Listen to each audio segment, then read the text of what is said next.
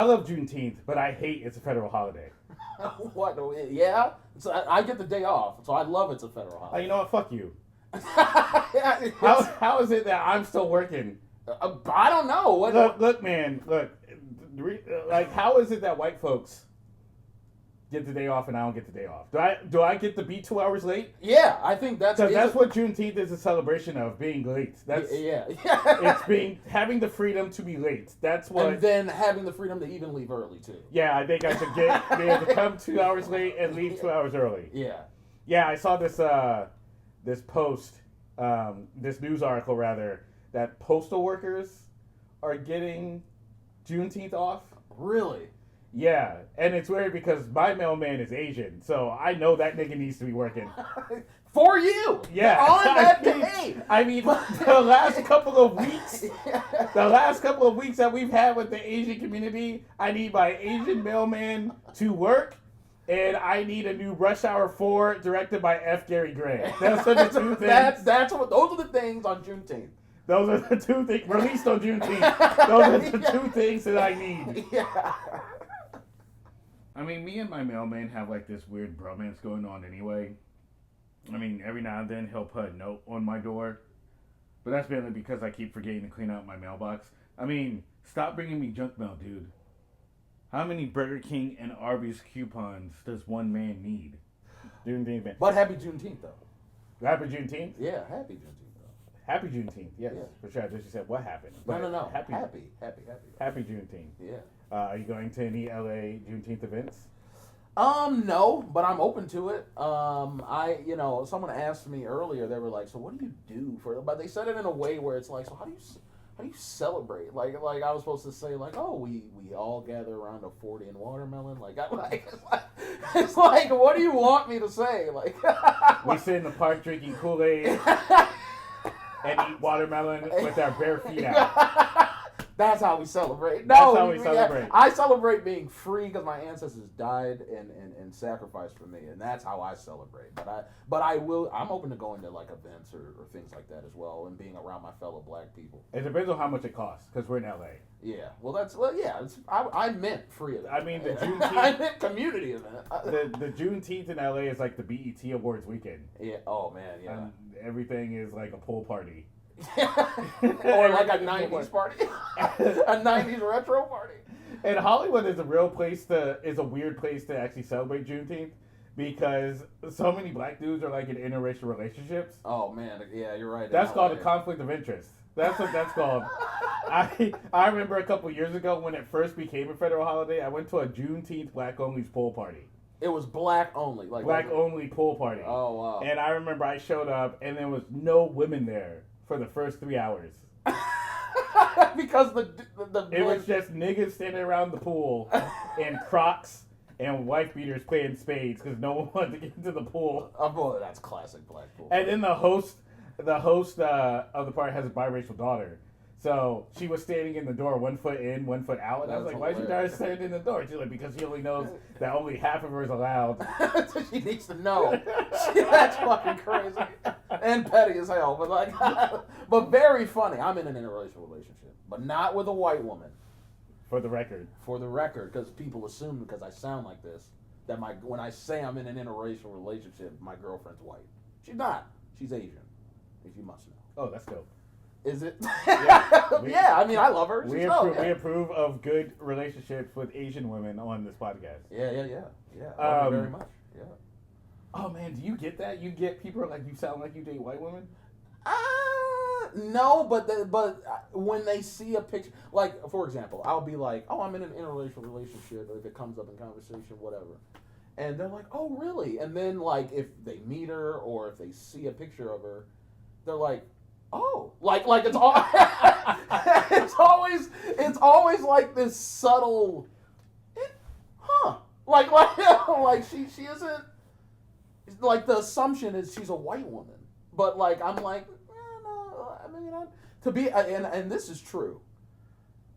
Even though we're both in the suburbs, even though I'm a suburban black guy, I've never had success with white women romantically. Never.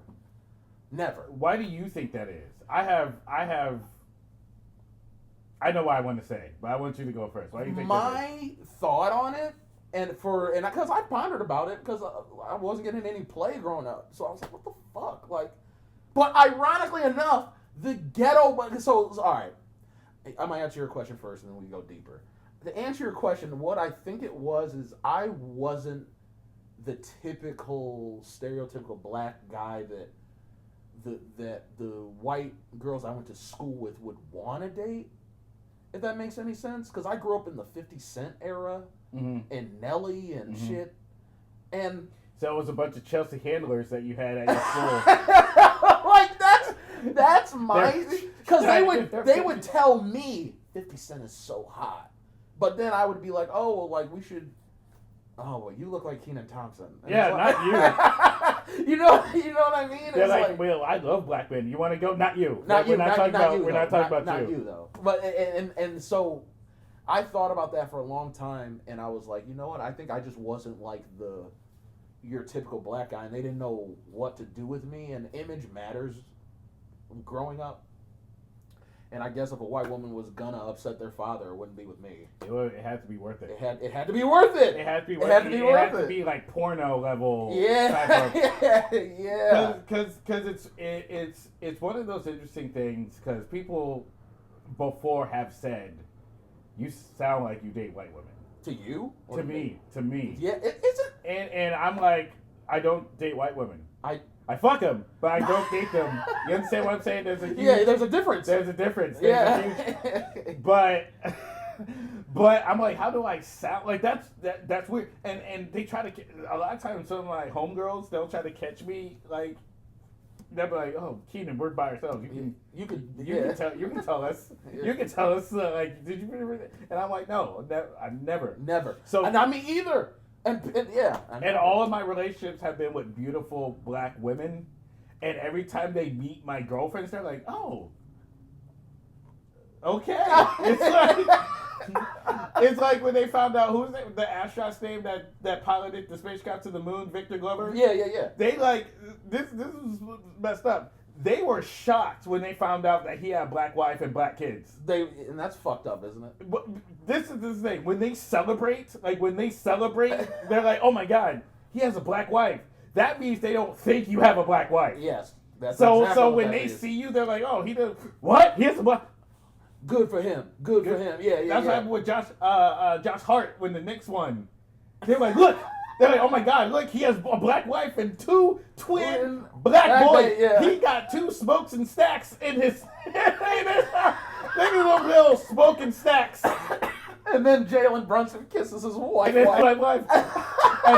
people are like, "Well, Alec, they met in second grade. We'll allow it. They've been together forever." It's crazy. Before he was Jalen fucking Brunson. Before he was Jalen Brunson. Yeah. Yo, but yeah, that's so funny that you've gotten that too. I've gotten that where it's like, there's always shock.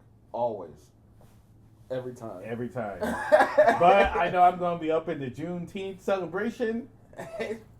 This year we don't got no Juneteenth snacks, which I'm happy. This is another reason why I don't like that was Federal Holiday, because they tried to commercialize it really quick. Like Walmart had the Juneteenth napkins and the watermelon paper plates and all that stuff, trying to be like Juneteenth. They even had a extra value Juneteenth ice cream. They did? Yeah. And it was black, red and white? Well, or the black, I mean, it was red and... So it was red velvet cheesecake mixed with, like, vanilla. Okay. Which was weird, right? But it's like, how you going to make...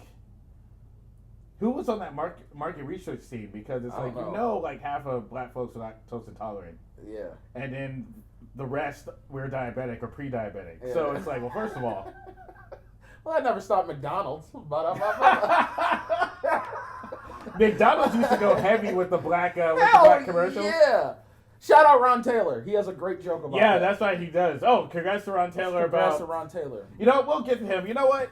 Welcome to, what's the name of this podcast? Told y'all we was dope. TYWWD. My name's Alan Peterson. And I'm Kenan Jerome. Yes. This is the first pilot episode of Told Y'all We Was Dope. TYWWD.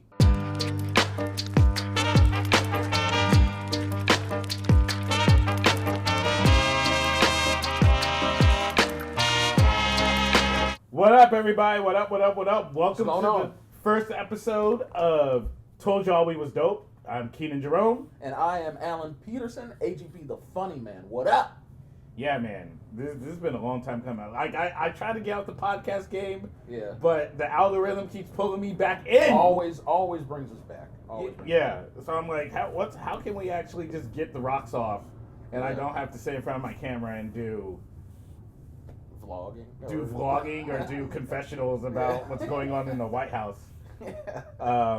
But how you doing, man? I'm doing great, man. Thanks for having me, and I think this is not even. Thanks for doing this together. Yeah. I think this is going to be real cool. So like, and I think we're going to talk about some shit that's going to resonate with people. Yeah, that's what's up. We both do comedy. We actually met. We met at Comics Unleashed. Yeah. Backstage. Comic Unleashed taping, which I was hesitant to go to. Just because I wasn't on it, and a very good friend of mine was on it, and she invited me, Joanna, what up? And I met Kenan there during lunch, and we just got along. You know what I mean? Like we understood each other, and I think we come from a similar place. So Yeah, I mean it's not easy to meet someone that you jive with immediately, yeah, but also someone that follows through. And I think that's like we were both talking about that when it's like we talked about it. We said, hey, we should do something together. yeah, And I in particular wanted to make it a point. I said, you know what? Let's actually try to like make this happen. So I'm glad that we were able to make it happen. and I'm glad you followed up. He actually he follows up. He's a real one. I respect that. I'm a real one. I I'm respect a real one that. here. I respect that. Yeah. I don't know a real what, but I'm a real one. A real one. Not a real two, a real one. Yeah. Yeah. We're both comedians. And how long have you been doing comedy again? I started October 2009. So 16 years? 16 years? 17? 16? I'm not good at math. 16, I think. Okay. Total. Man, that's what's up. That's what I started in 2003. Then I took some time off in the middle. Okay. And then I came back. Sorry. Bad form. No, it's all good. I don't break your phone. Hey, we don't have insurance for the show yet, so don't like be throwing your phone. I started in 03. That era, I think it's like the best era of comedy. Okay, let me qualify that. Let me preface that by saying between 2001 and 2011, I felt was a formative year in comedy. Now, all the people that we know now, they all obviously started in like the 80s and 90s, but like around 2005, that's when we started getting the Kevin Harts and the Dave Chappelle's. 06 was Cat. Yeah, that's Cat, when he came. Bill Burr, and all those. That's when all those people. Louis. That's when everybody started to make that transition to becoming like household names, or at least their voices matter. Because like one of my favorite comedians is Patrice O'Neal, right? God rest his soul. Oh, yeah. He's more of a household name now than he was back then. Facts. But it was very much a specific Greg Giraldo, same thing. Norm Macdonald, same thing. Damn, all of them are dead. And I feel like that like September 11th era where we're very much like, what is happening? Like the country is like literally burning. Yeah. We're very unsure. We're all scared. Yeah. But then there was just these comedians who just had the fortitude or the intelligence to be able to say, you know what, we're gonna get you through this. Yep. And everyone did it a different way. Kevin Hart did it in a way where I'm gonna talk about my family. My family's crazy and all that stuff, so I'm gonna take you on my journey. Patrice and Greg and all of them, they did the roasting comedy and all that stuff, but they also they lived like in New York. You know, they lived in LA, but they also lived in New York, so they're very much like, let's talk about what's going on the street. Let's talk about relationships. Let's talk about like what current events. Let's talk about all that type of stuff. So it felt like that everybody, even though everyone was on different political spectrums, I feel, it was very much the camaraderie. What was we have a responsibility to get the American people through this, and also at that time, every American didn't think they could do comedy. So, Which I miss those days, because guess what? Not all of you can do what we do. yeah, I mean, it's literally. I can do that too, or this is why, or I'm looking for this specifically. It was, you had the news, you had the people on the news, you had teachers in school, and then you had comedians. And that's who people listened to. Not everyone thought they could do all of that stuff At once. Yeah. So, so I feel like that was a time where comedy was maybe like up until 2011, comedy was at its purest. I feel it was at its purest because after that, I could actually kind of agree with that. I could agree with that. you know what I'm saying? Yeah. I just had to think about it, but yes. It was at its purest, and then we flipped over to the stardom of it all. Yeah. Because around that, like after 2000, that's when like Cat Williams became huge and Kevin became huge, and Kevin kind of, not Kevin. I don't want, because we always want to blame Kevin, which I don't want to do. But I will say he did usher in the social media era. But Kev was smart though. Yeah. Cause Kev was on top of that way before anyone else was. Like he was the one that was and jumping people on were Instagram like, "What Live. the fuck?" They were giving him shit for it. He was the one that was jumping on Instagram Live every day, and really made it work. Collaborating with Vine creators, he was one of the first ones fucking with DC Young Fly. Yeah, he was one of the first ones to start fucking with King Bach and Bach, all of them. He was. I remember old heads even back then, like Mike Epps, or Ari Spears, like all those years ago, was like, he ain't real. These ain't. It's the art form. This ain't real. Yeah, comedy. They shitted on him, but he just kept getting bigger and bigger. And then what people forget, there were two breaking moments. Well, three, and I'm a comedy nerd, so I apologize. And I know you know this, but for the people, there's 3 breaking moments for Kevin Hart that made him huge. 2 of them were stand-up, 1 was a movie. 1 stand-up was when he did the Shaq All-Star. Yes. That was when he was on there with D. Ray Davis. He was on there, Cedric the Entertainer, Tommy Davidson. When he did that was, and he'll say himself, that was a big moment. And then around that time, he did not his first hour special, I think it was the second or third, called Seriously Funny, with LeBron and Shaq in the audience. Yes. That was another breaking point. Yes. Those were the 2 big stand-up moments for him. What took him out of here after that? Think Like a Man. People forget about that. That's right, keep going. When he did Think Like a Man, he took over the whole movie. Took it over. And I don't say whatever you want about Kevin. How he sell out, and we have some things on the docket for that or whatever, and I'll save my opinion for then, but I'm just saying, the boy earned his position. Because he was smart and strategic about it. See, comedians, up until that point, we never thought of ourselves as a brand. He was the first to do that. He was like, okay, he was born with a fucking amazing name to begin with. Yeah, right. But it's one of those things where it's like, okay, I need to figure out how I can fit. Like, you can't stop me when I'm an entity. You can't stop me. You can't stop me when I'm an entity. You can't stop me when I'm unstoppable. Yeah, and people hated him for it. Yeah. But get the money. But at the same time, now you're getting the money. Not all money's good money. Not all laughs are good laughs. But we'll get into that. Well, I mean, it is. So you started to know now. It's my question is the journey the same? Because I'll give you the story of me starting out. I started out in Montroseville, Pennsylvania, in the middle of buttfuck Pennsylvania. Yeah. Then when I came back, I did Philly. I was in Philly when Shane Gillis actually came to Philly from Mechanicsburg, excuse me. And oh wow. Then from there I moved to New York.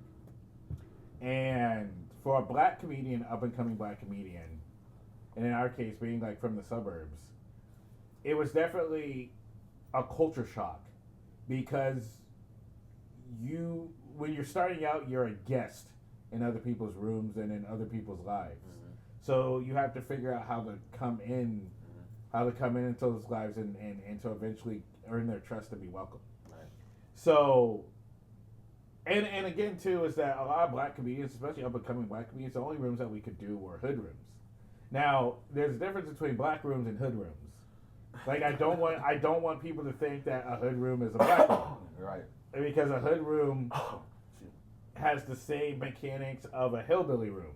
Yes. Or it has the same mechanics of a bato room, like of a cholo room. Like it's the same mechanics. Mm-hmm. So it's not necessarily black. It's you gotta figure out a way to get to these people because it's a hard knock life. You know what I'm saying? Mm-hmm. So like with the advent of social media and people finding their own audience and bypassing the hazing of. Mm-hmm.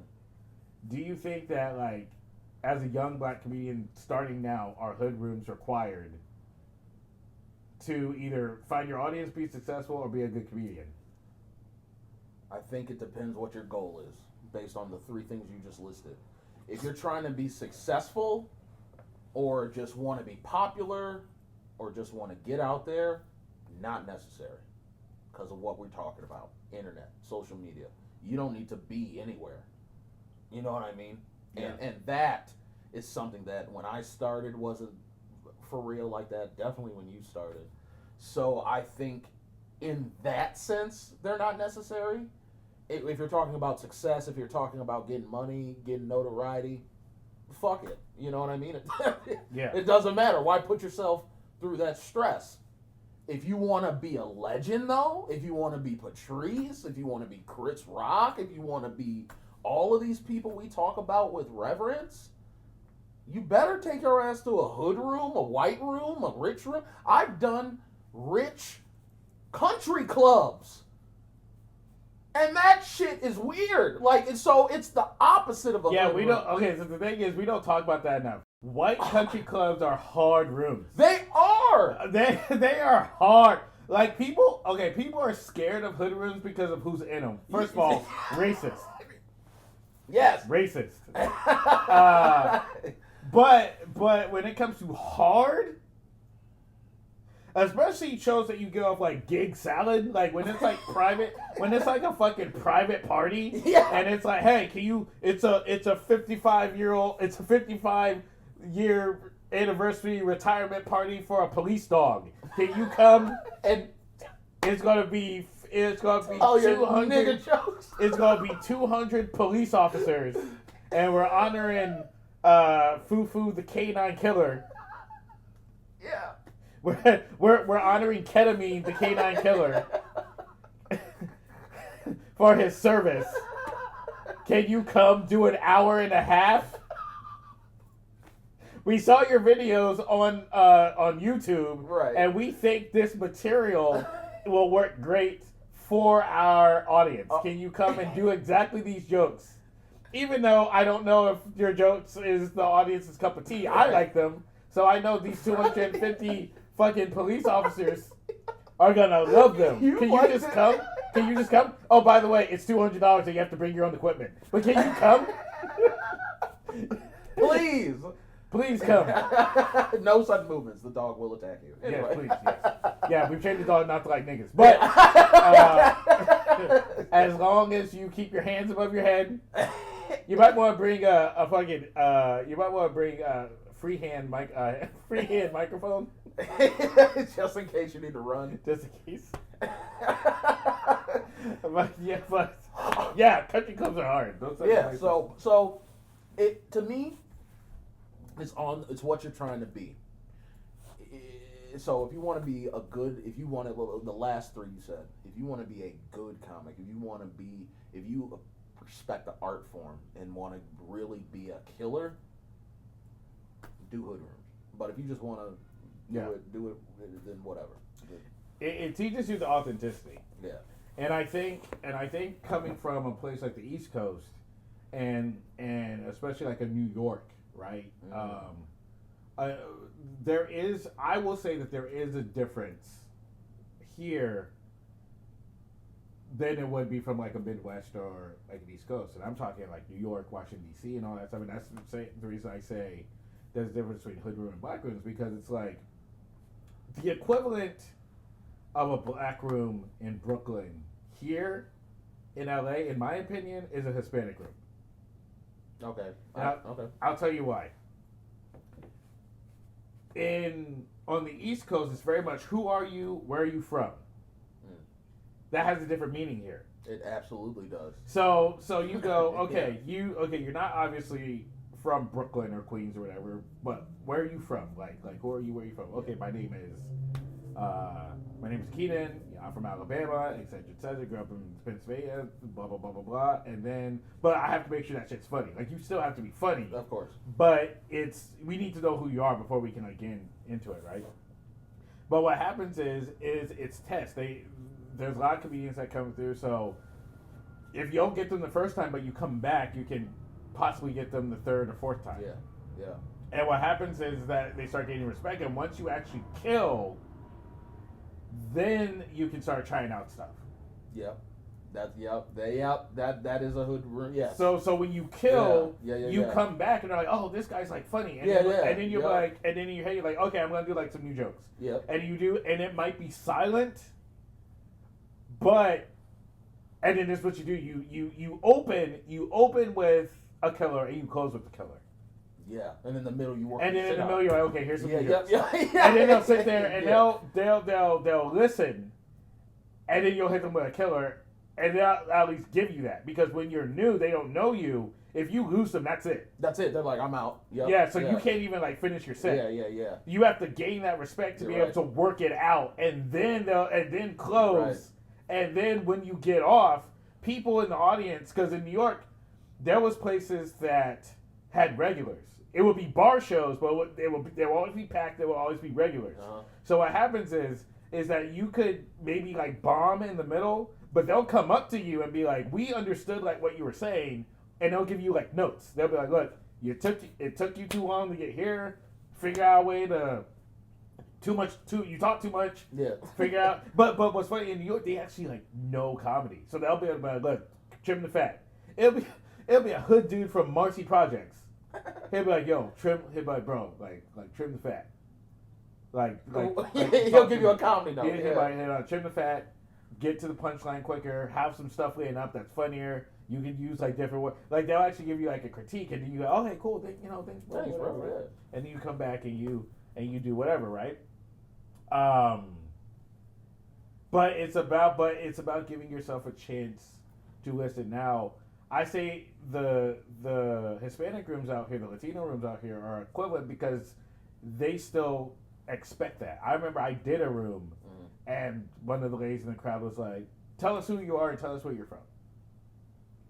Okay. And like I had known that, but I was used to. Oh, I gotta get in it. And they're like, tell me who you are, tell us where you're from. And in fact, I speak Spanish, and I had my formative years from a young person after college to a man was in a Spanish-speaking country. I can go into, I can do this a little bit, I'm like, I speak Spanish, and they'll be in the crowd like, prove it. And as soon as I start like, yo, ¿qué cómo están ustedes? Blah, blah, blah, blah, saca punta, something like that. Then they're like, oh shit, like this guy fucking knows what he's talking about. Then I can like do my jokes. Yeah, you have to. That's the same way it was on the East Coast. Like they're like on the East Coast, they're like, yo, like prove to us that you are somebody. Like prove to us that you really rocking with this, and then we'll listen. Then why is LA different? How is that different here? So what happens? I feel personally, what happens is the black rooms are a little different, just because I think there's a lot behind it.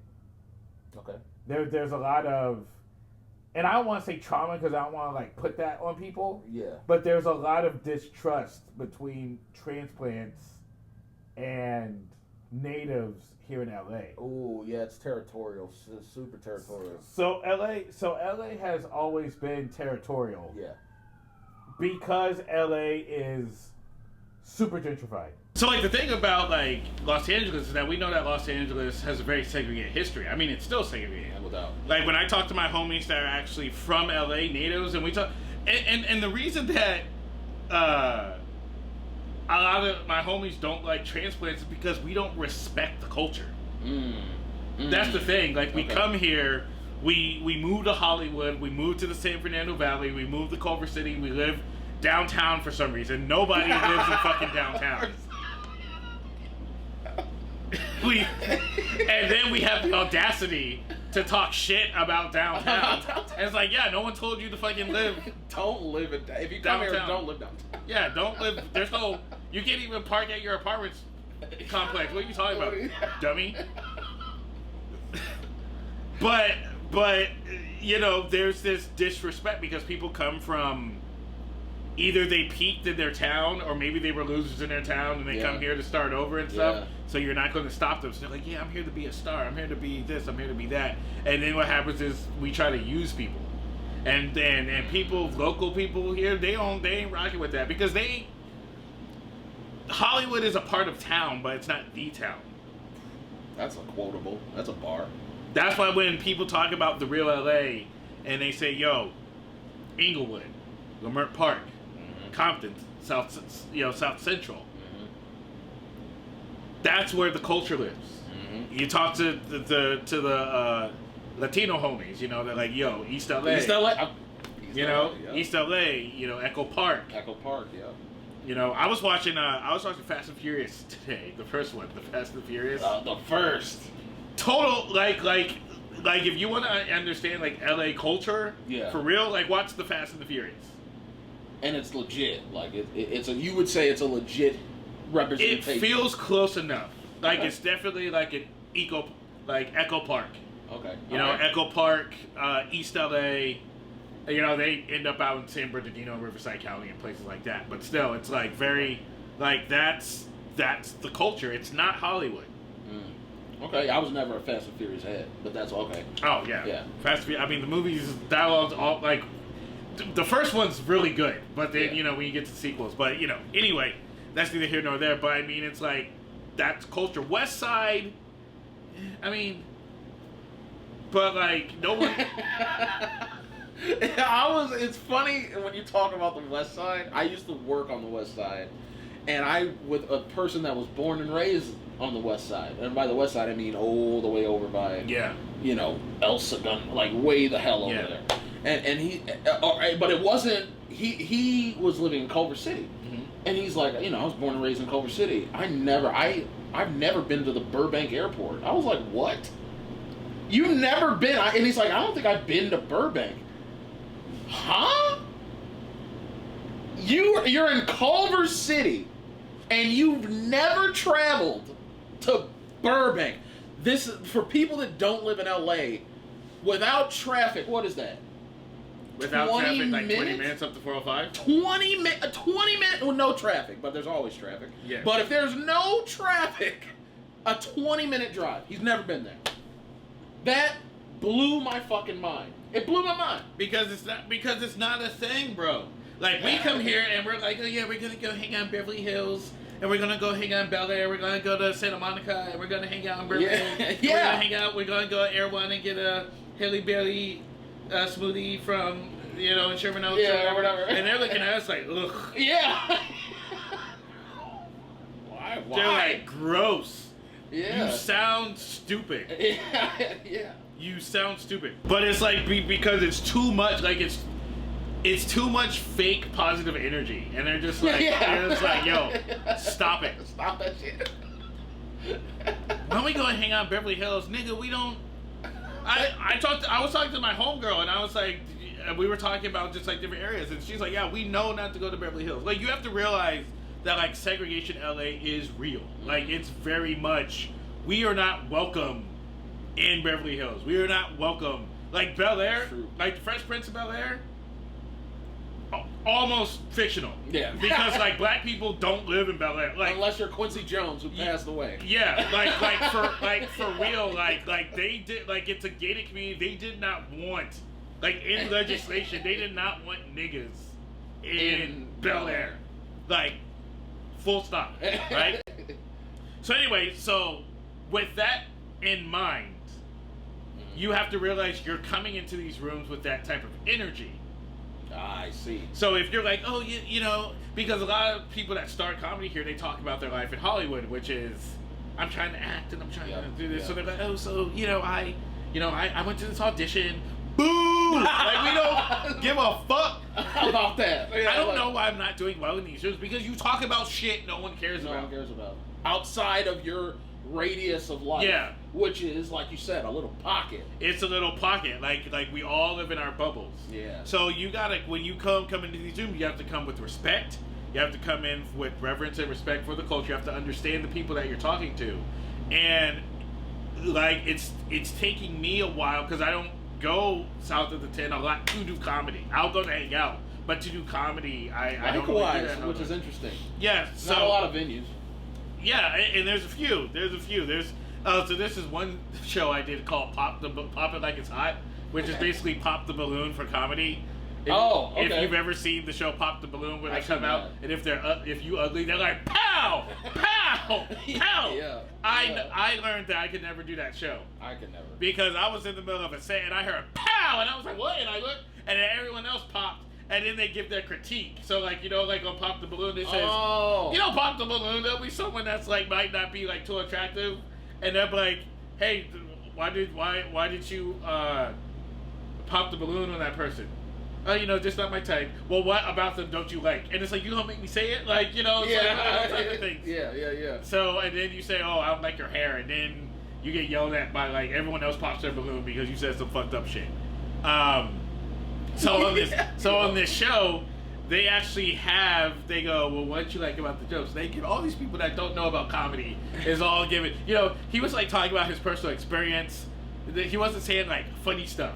Funny stuff? What the fuck does that mean? What is that? What does that mean?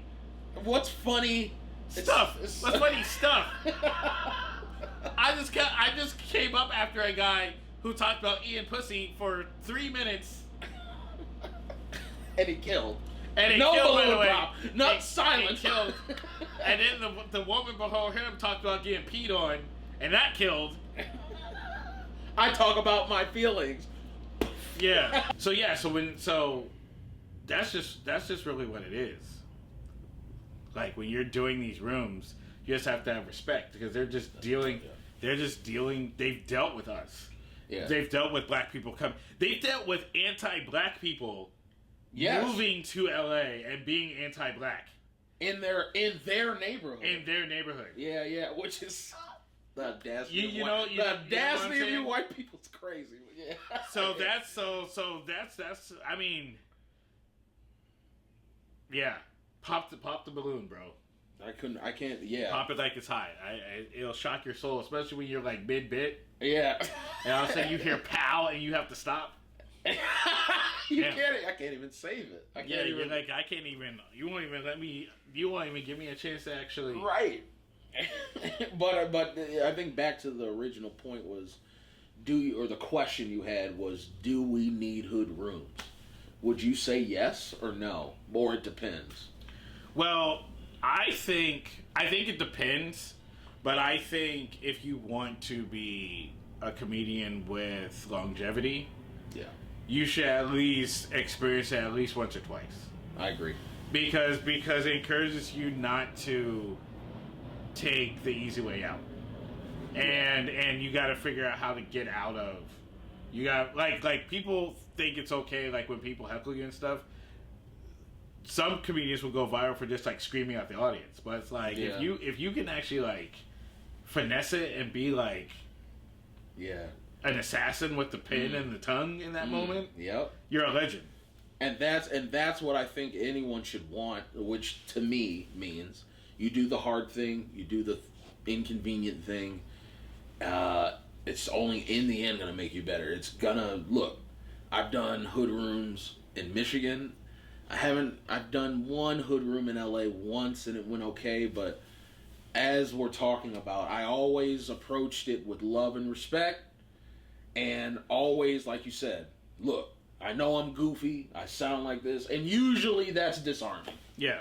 I mean, look, out here they don't boo as much as they should. Yeah, New York, they'll boo you. Yeah, I got booed so many times. Yeah. Like, you haven't lived when you're doing shows at, like, a bar, and it's, like, wing night. Oof. Or, like, I've done that. Footprints. I've done that. Flatbush, where they have Rasta pasta. People are there for the Rasta pasta, not for your stupid ass. Yeah, they'll boo. And, like, you haven't lived until you see someone put their wing down, lick their fingers to boo you. Like, they go, boo!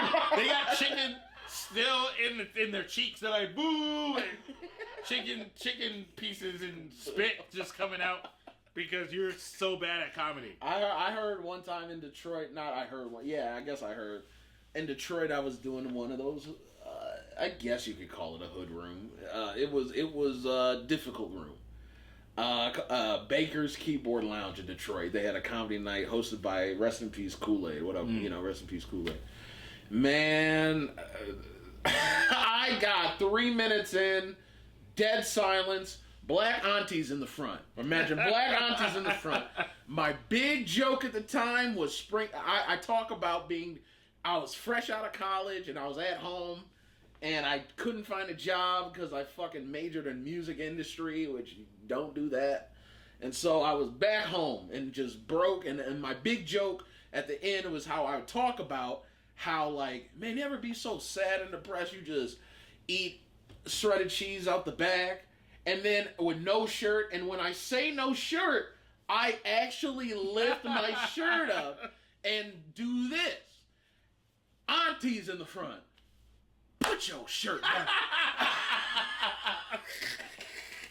Put your shirt down. And then I actually I'm like, damn. I'm like, and so now I'm like, I need to dismount. Like, this is not going well. They're like, you should be ashamed of yourself out here embarrassing your mama. Basically. And then I was like, yeah, you're right. And so I was like, man, this isn't good. So I remember I yelled to Kool-Aid, who was in the back. He wasn't in the back.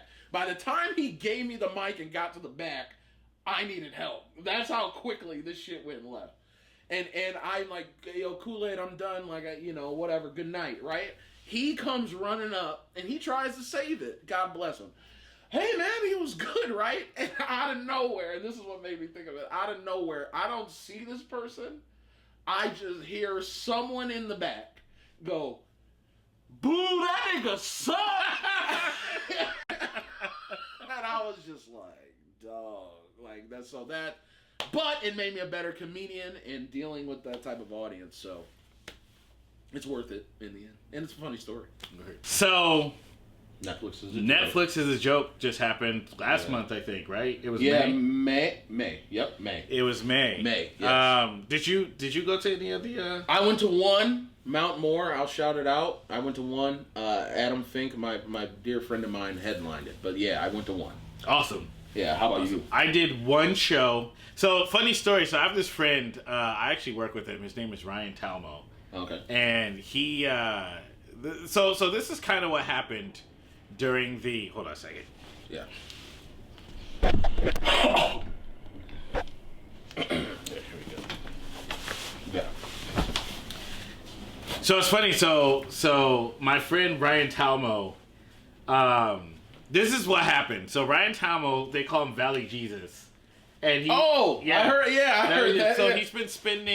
He spent the last, I think, 15 years running open mics. Great dude. Okay. Great dude. One of those guys that he's not trying to use people. He's not trying to like. He's one of those people where he's not trying to get on. Mm-hmm. But his friendship, his energy, all that's intoxicating. So I love going to his open mics. Love that. So basically, it got to a point, because I think this is the third Netflix is a Joke Festival. It got to a point where comedians in LA were just like, okay, this festival's going on, but we don't feel like we're a part of it. Well, yeah. Exactly. So he decided to have his own festival called The Valley is a Joke Festival. Oh. He was going to run it concurrently with the Netflix is a Joke Festival. I see. As kind of a not like a fuck you, but kind of like a fuck you to Netflix, right? Yeah. So he was running the ads. He got all the open mics in the San Fernando Valley to get on board, and I guess it was someone at Netflix got wind of it, so they met with him and they said, "Hey, you wanna?" They met with him. Yeah, they're like, "You want to? Wow. Do you want to roll your Valley Festival into the Netflix Festival?" So they gave him a budget. He booked me on one of his shows. It was great. So it was like we went to the same bars that we did open mics at. We had our little Netflix is a joke little square and the napkins and stuff, and people showed up. Word. People came out. It was really fun. I went back to wearing suits. When I first started doing stand-up, I was wearing suits. All about comedy, but I went back to wearing suits. So, my aunt died a couple months ago. So, condolences. Thank you. So, I got a suit for her funeral. Yeah. And it's been a long time since I've had a suit. So, I said, shit, I'm going to have to wear this suit on stage. Or a funeral suit. And I did, and I almost got ransacked by a lovely young lady. She's like, "You look like a schnack," and I was like, "Oh, there you go." I was like, "Yeah, Fifth Avenue or whatchamacallit? Which one are we talking about?" We're talking about, yeah. So I think the suit's definitely going to come back. Consistently or just special?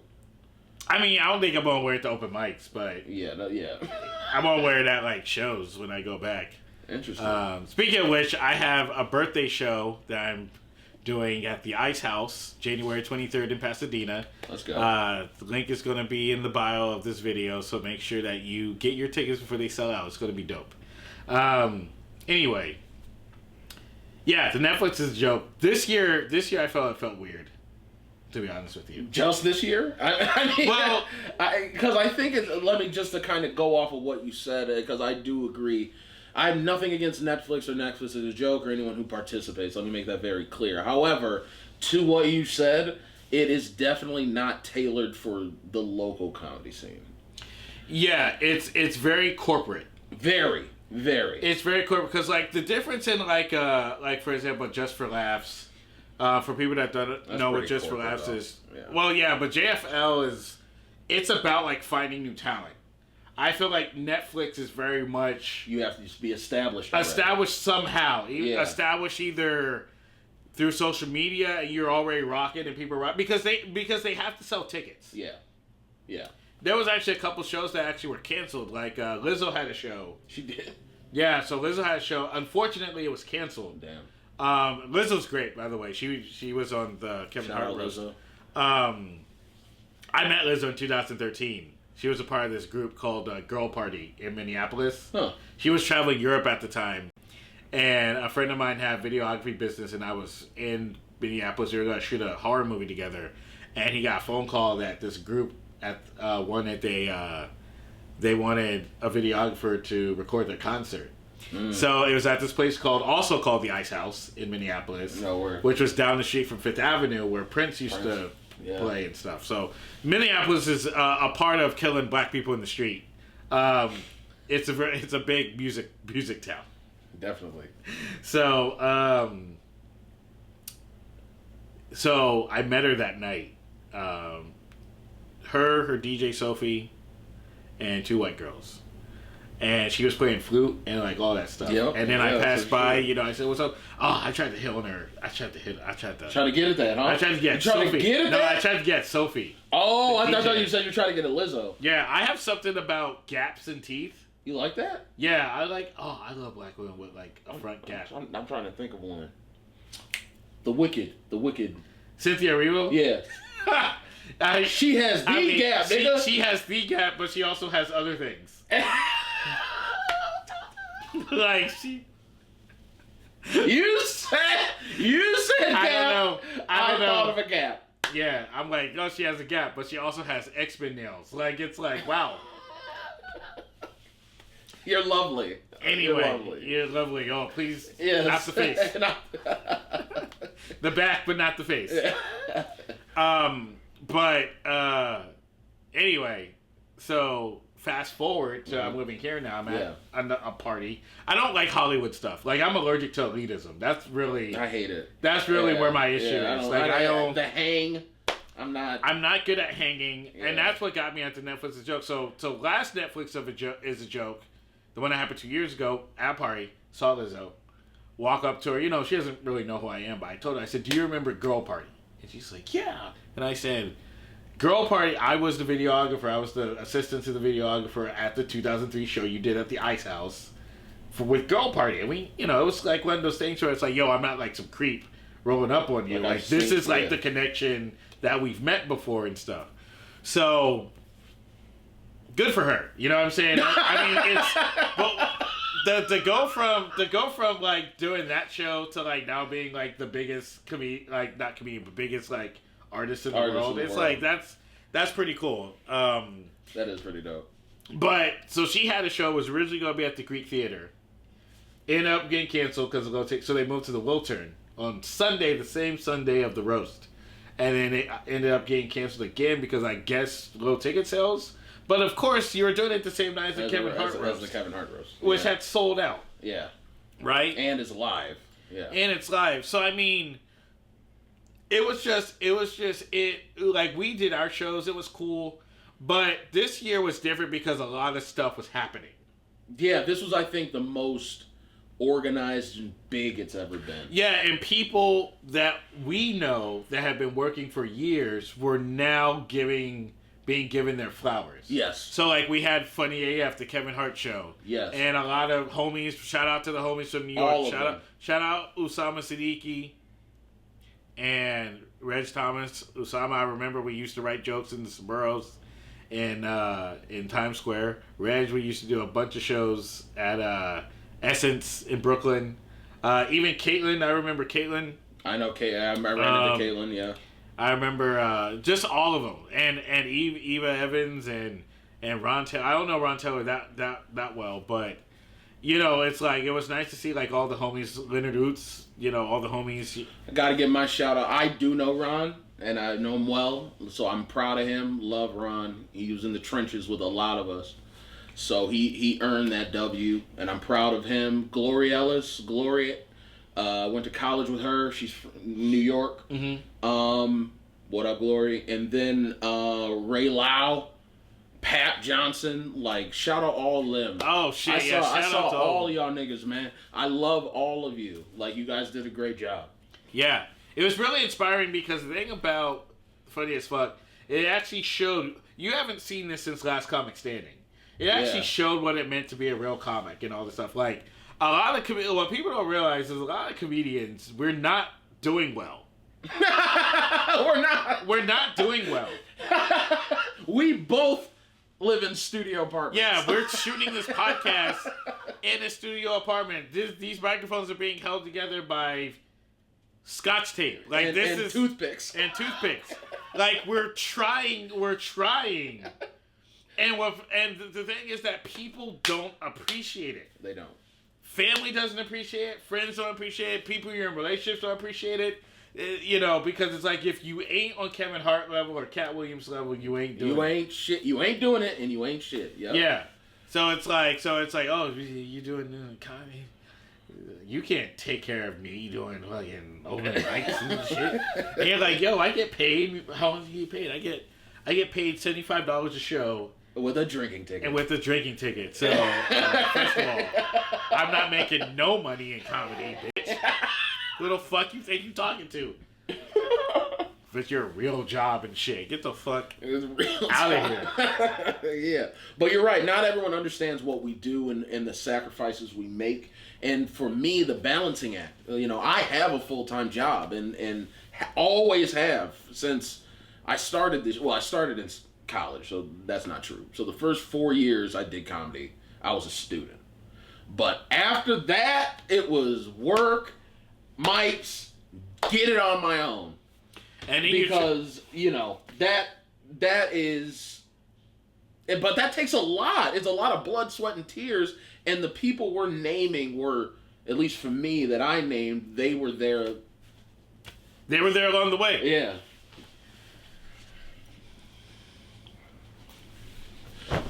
So so they were there along the way, and that's why, honestly, even though I'm pretty sure all the comics on there were represented, they picked the right ones, and they're Well, even being represented doesn't mean because there's a lot of people that there's a lot of people there's a lot of people I knew that were represented by big agencies that were homeless.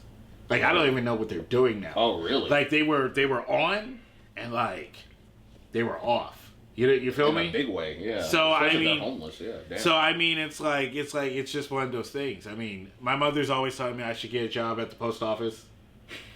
Still, she still tells you that. Maybe. Well, my parents they're like from the 40s, so they're antiquated. Mine are from the 50s. Yeah. I mean, if I would have been working at the post office, maybe I would have got Juneteenth off.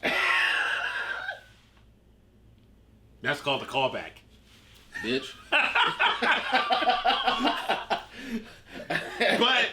but that's what I'm saying. It's like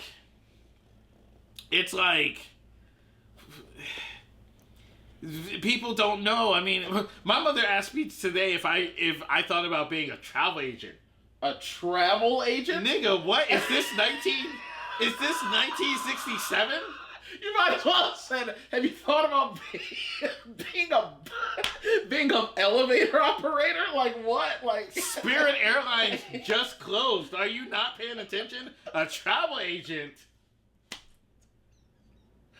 Work at the Yellow Pages printing press. You mean, do I want to be Expedia.com? Yeah, but like that's what I felt like. All the homies made it and all that stuff, but it really felt like that. Like some people like crossed over. You know what I mean? Like comedy has always been like in the trenches, but then when you're hanging out with the homies and now they're talking about flying in private jets, like it's kind of, you know what I'm saying? Like you're just like fuck. Like we used to be homies. We were just homies last week. Yeah, I was like you said. You were in Times Square writing jokes with them or doing whatever, and like I helped. Yeah, definitely. I mean, to be fair, it wasn't the funniest fuck people.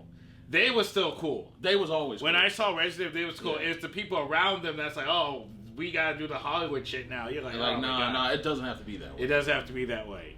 So, I mean, I hadn't been hanging out in a while in the first place, so it was that type of stuff. Yeah. LA comedy scene's it's interesting. I've had my hands put on me. Really? Yeah. One time, and I'll name his name. I was hanging out at the Hollywood Improv with another comic and this dude named Mark Prince. I don't know if his name is Mark Prince. He came up to us, interrupted our conversation, and proceeded to have a conversation with us to himself. And I guess he didn't like what he heard. So all of a sudden he starts accusing the other comic I'm with of telling salacious jokes, and he started throwing chairs at us and trying to, and he got kicked out, and he was at the window, like knocking on the window and stuff. Everybody, a lot of people got involved. It was crazy. That is bizarre. And he called me he was like, you trying to show up in front of your out of town friend. And the comedian, he was talking about me. And the comedian my friend was like, what are you talking about? I don't know if this guy was having a conniption, if the acid had dropped. I don't know what had happened. But after that, I was like, I'm going to stop hanging out with you niggas, because this shouldn't happen. This is all supposed to be hee hee ha ha. Now I'm getting chairs thrown at me. Yeah, like I'm in WrestleMania. Yeah. No, thank you. So,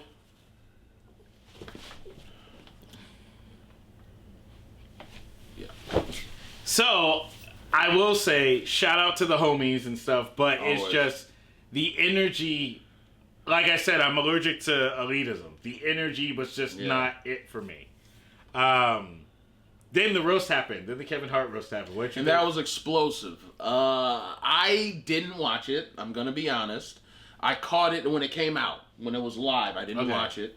I heard quotes from it the next day, and then because I had an opinion that originally everyone on the roast had, which was freedom of speech, but in the guise of, they were saying it was freedom of speech, but what I didn't know was that the what they were saying was so explicitly racist. That's what I didn't realize. Yeah. It wasn't just one racist joke. the entire thing like, was a racist. And the thing about it is, like, they say that white people and black people roast differently. I don't think white people know how to roast. I don't think white people they don't like get snapping. They don't get it. They got the wrong crackers to be on that. They got the crackers with not really, because okay, I'm not gonna say not really, and it's funny because I know some of these guys. I know some of the black people they hang out with, and it's just one of those things where it's like you got black friends, but you don't have those black friends. You know what I mean? You don't have niggas to actually like keep you in check. That will so check like you. when you do black jokes, it's very much a disconnection from the community type of black jokes, which means a lot of the black jokes that were done were generalized black, like what happened with that MMA fighter. He gets on stage, the MMA fighter at the UFC White House. What I don't know what happened. So he got on stage, and at the end he was like, "Michelle Obama is a man. Am I right, America?" It's like it's like these guys are so trying to get off on black jokes that their jokes don't make sense. Yeah, and they'll bring in black jokes that are offensive, like the whole George Floyd thing. The thing that kicked off the outrage was the George Floyd joke that Tony Hinchcliffe said. I thought that was the only black joke said because that was the only thing that was clipped. And to go to your point, George Floyd had nothing to do with the roast. Mm-hmm. That may God bless that man's soul. He's never told a joke. Looking up at us, he's in hell. Why is he? So to me, it was a clear but again, that's what Tony Hinchcliffe does. But then the question really becomes, and this is the question that a lot of people had, it was, well, why was Tony and Shane, to be fair, on Kevin Hart's Roast? They had no professional connection. The way it used to be, okay, I'm going to come up with my colleagues. It's like, okay, it would be something different if maybe like a Bill Burr or a Dave Chappelle or a Chris Rock. Which is why I didn't watch it. It wasn't genuine. That's why I didn't watch it. Or if Patrice wasn't still alive. Yeah. I mean, it's like one of those things. But now you have these people that you know. And this is in my opinion. Hold on. Yeah. It's dead. Okay. Yeah. Cool. Okay, and this is really my opinion why, for me, a lot of black people kind of felt a certain type of way about it. Not only is it racist, and this is why I think people were going after Kevin specifically instead of after the comics. Mm-hmm. Because think about this, Kevin Hart probably has 250 to 300 million followers on Instagram. Mm-hmm. And money, probably, yeah. And he has probably almost he's probably almost a billionaire at this point if he's not already. Tony Hinchcliffe and Shane Gillis maybe have 5 million to 7 million followers combined. Yeah. So if you're a comedian in this industry and you're telling me that numbers matter, how do these two guys have more power than the highest grossing comedian as of this year?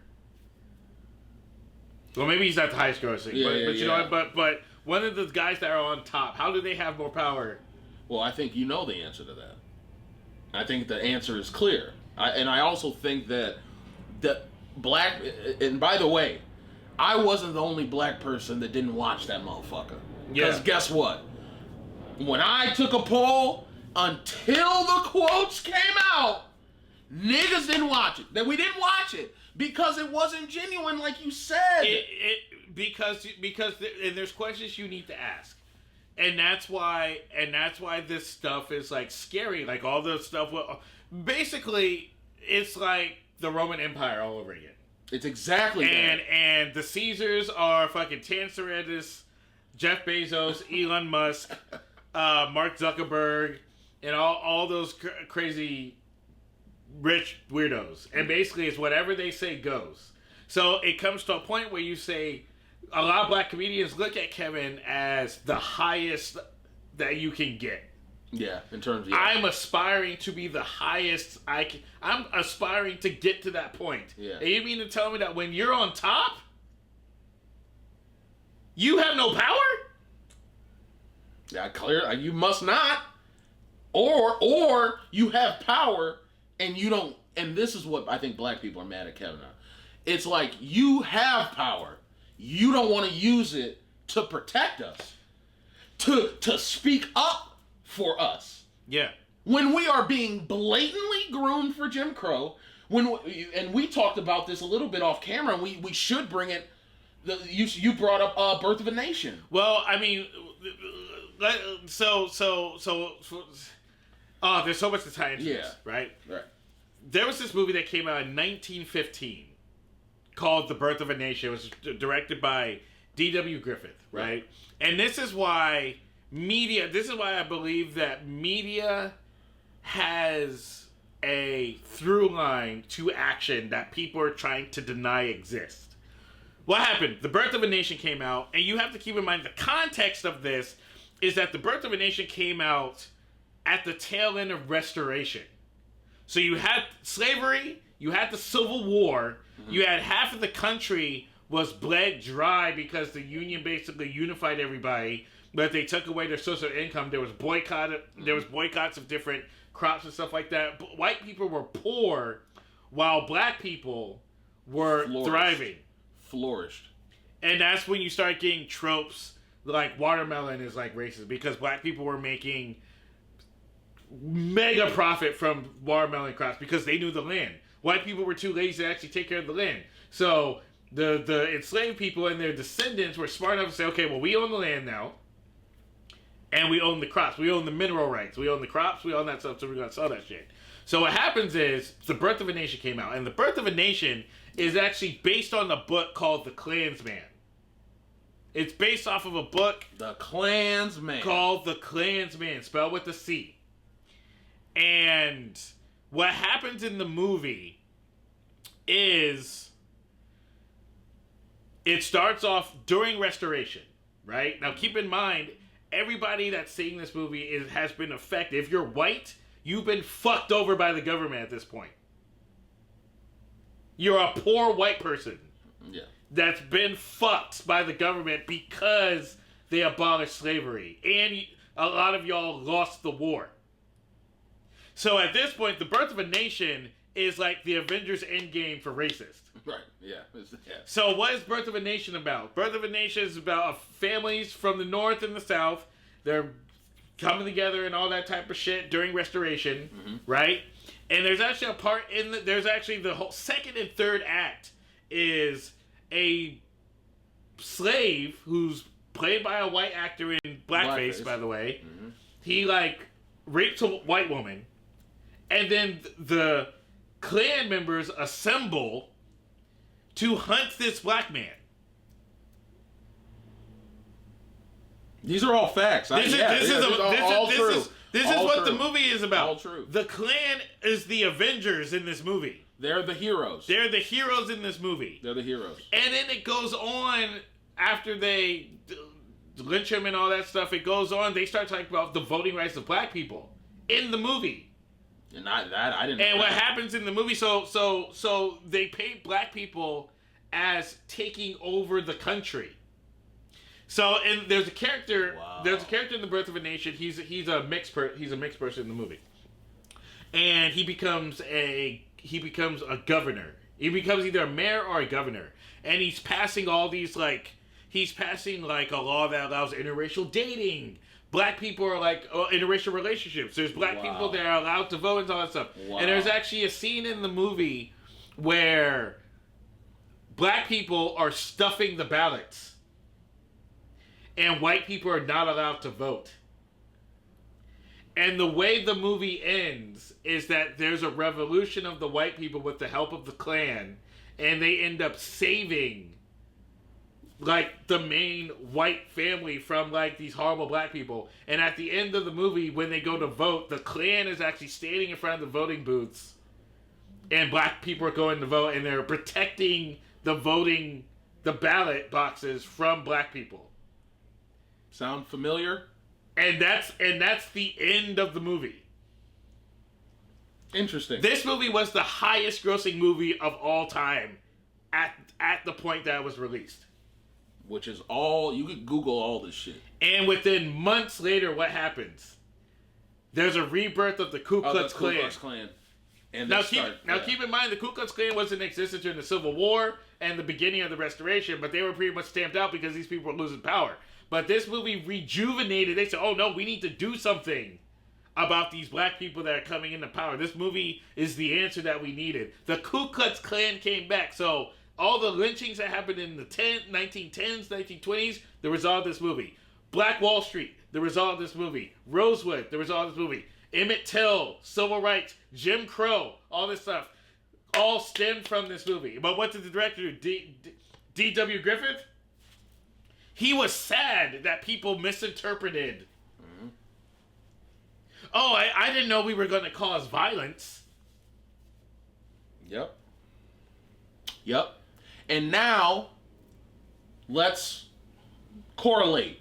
Because I'm glad, thank you for breaking that down. But let's talk about how that's a prime example of media using propaganda, stereotype, and racism to make it okay, to make it palpable.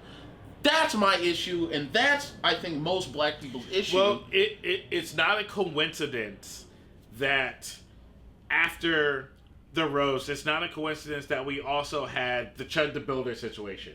Yes. The guy that was going around saying nigger to the and basically saying, "Oh, it's freedom of speech. I can do whatever I want. If you come up on if you roll up on me, I'm going to do something to you." It's not a coincidence. It's not a coincidence that we also had the Rick Chow case.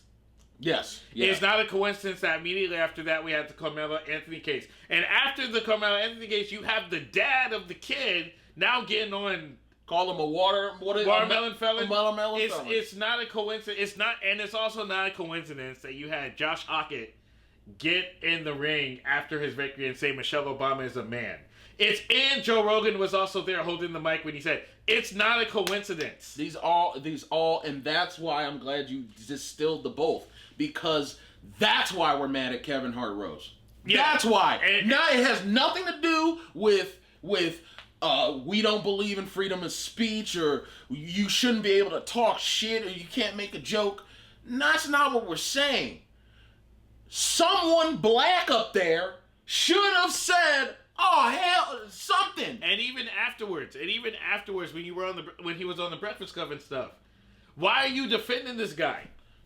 Why are you going out of your way? You have more money, more followers, and more clout than this person has. Yes. There's something going on. It's obvious. There's something behind the scenes going on, and that's why when it happened, and like a lot of comedians, our colleagues, someone were like, "Well, it's just jokes," or "Hey, you guys are worried about jokes. There's more important things to do. You just go vote." It's all the same. You guys are forgetting that these comedians have political power. They have political power, and that's what you have to admit. They got our current president elected because of these comedians. So when you go, "Oh, it doesn't really matter. You guys are unique. There's more important things." It's all related. Now, the reason that you are trying to defend this shit is because you want a bag.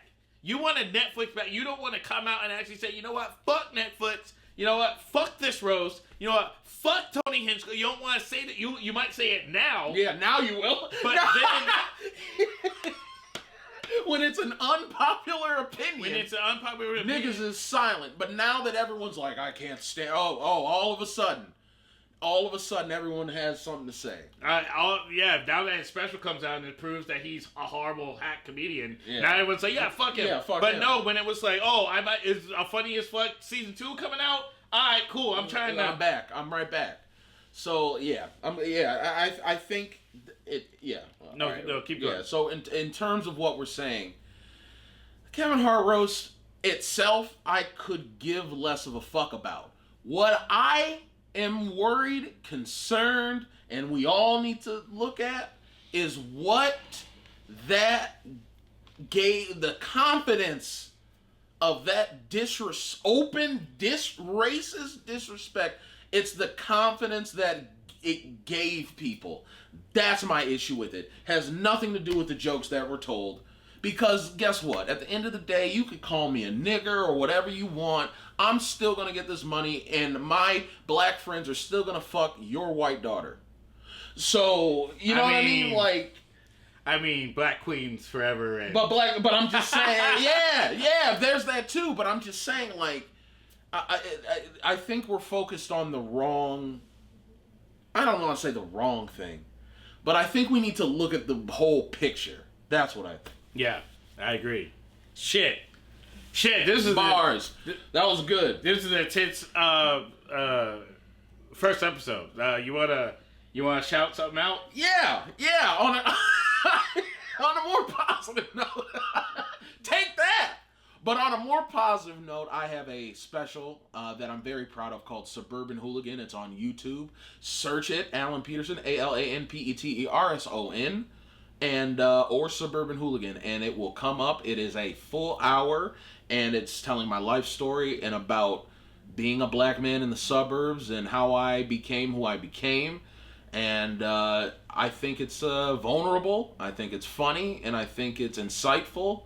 And that's really what we're here to do. And that's why I fuck with this man, is so that we can bring the real and the funny again. Real and the funny again. And if you haven't heard already, come check me out at the Ice House in Pasadena, California. I will be performing. I think I might be closing out the show, but it's called Kenan Jerome and His Play Cousins. And it's my first show. It's going to be my birthday show, July 23rd, 8:30 Are you a Leo? p.m. No, I'm a Cancer Leo cuss. My birthday is actually July 21st. Okay. But I could get July 23rd. That's when So, you know. All right. I'm a Leo, August 20th. What up?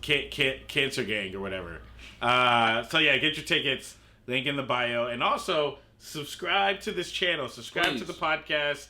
This podcast wherever you listen to your podcast or watch your podcast. This has been the first episode of Told Y'all We Was Dope. Peace out. Happy Juneteenth. Happy Juneteenth and power to the people. TYWWD.